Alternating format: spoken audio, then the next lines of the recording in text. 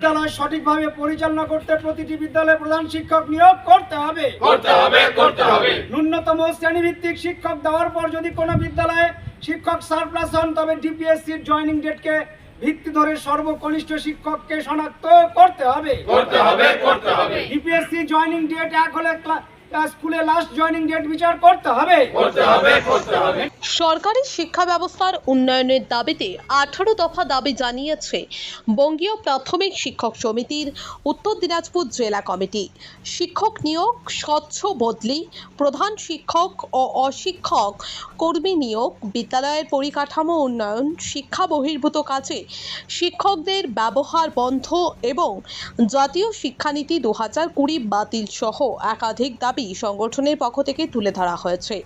জেলা সভাপতি দুলাল রাজবংশী জানান, এই দাবিগুলি বাস্তবায়িত হলে সরকারি শিক্ষার মান আরও উন্নত হবে। রক্তের সমস্যা কি অবহেলা করছেন? অ্যানিমিয়া, ইনফেকশন থেকে শুরু করে ব্লাড ক্যান্সার, সময় মতো সঠিক ডায়াগনোসিস অত্যন্ত জরুরি।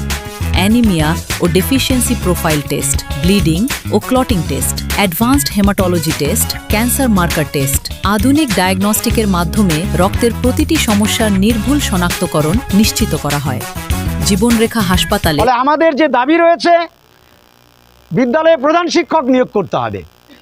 ন্যূনতম শ্রেণীভিত্তিক শিক্ষক দেওয়ার পর যদি সারপ্লাস ট্রান্সফার হয় তাহলে ডিপিএসসি জয়েনিং ডেটকে ভিত্তি ধরতে হবে। মেডিকেল গ্রাউন্ডে যারা রয়েছে তাদের এই ট্রান্সফারের আওতায় আনা চলবে না।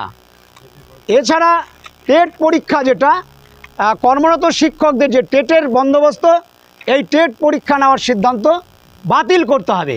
নিয়োগের পূর্বে সাধারণ বদলির ব্যবস্থা করতে হবে।